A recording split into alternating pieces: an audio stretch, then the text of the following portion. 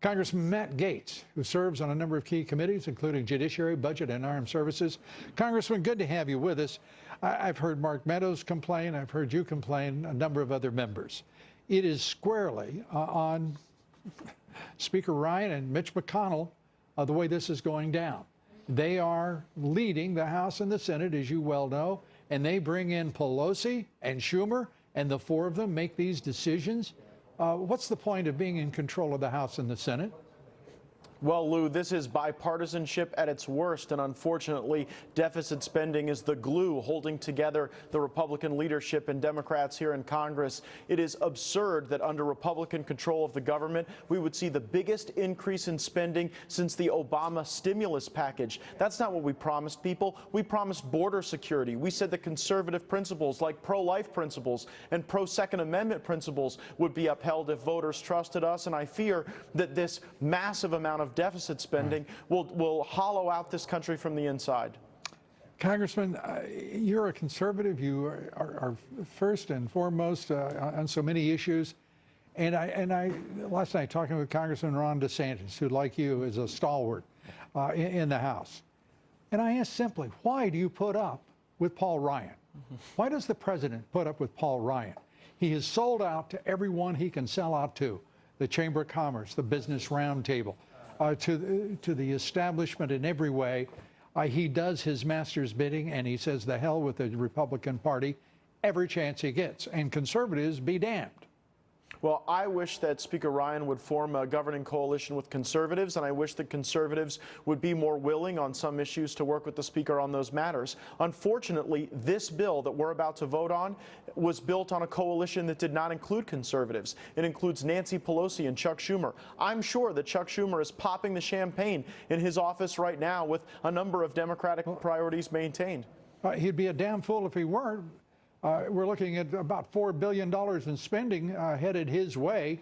It's on an easy pass down the Northeast Corridor for the tunnel project, the Gateway project.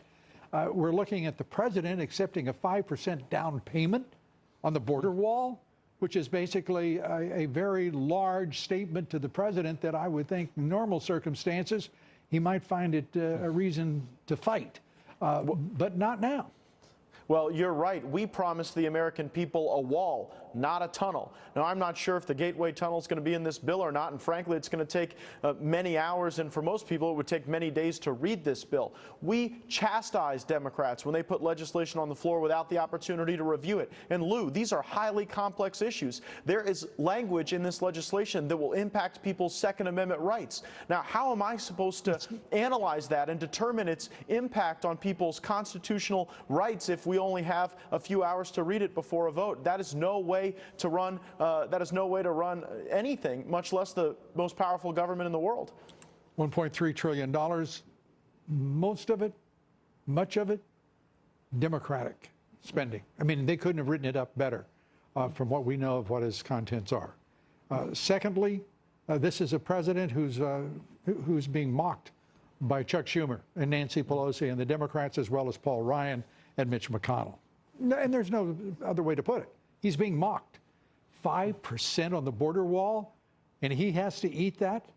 What is the point of being a Republican, and how many of you think that you will have a majority after this bill passes and you head into the midterms? I think that you're waiting for a slaughter. If this is the last bill we pass of significance before going into the midterms, it will and it should leave a sour taste in the mouth of voters. I'm hopeful that after this we'll be able to tackle critical priorities of the president, like infrastructure, like another round of tax cuts, like entitlement reform. It's not going to matter, Congressman. But it's not going to matter. Look, I mean, what the people you're putting forward here right now and assigning your names to will be gun control legislation. You'll be funding the Democratic agenda. You'll be telling the president to go to hell with his. And this is just not acceptable to his base. And whoever is advising the president, whoever is advising the Republican conference in the House is crazy as hell. You're going to pay a huge, huge price.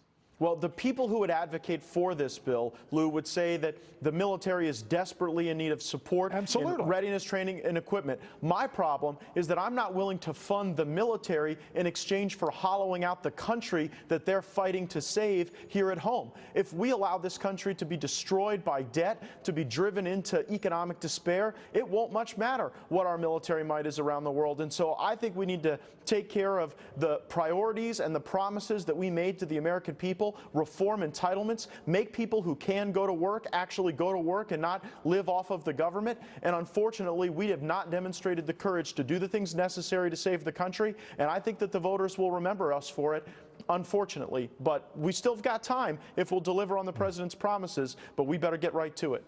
This bill is a broken promise, and it's an agenda that doesn't belong to this president. It doesn't belong to the Republican Party.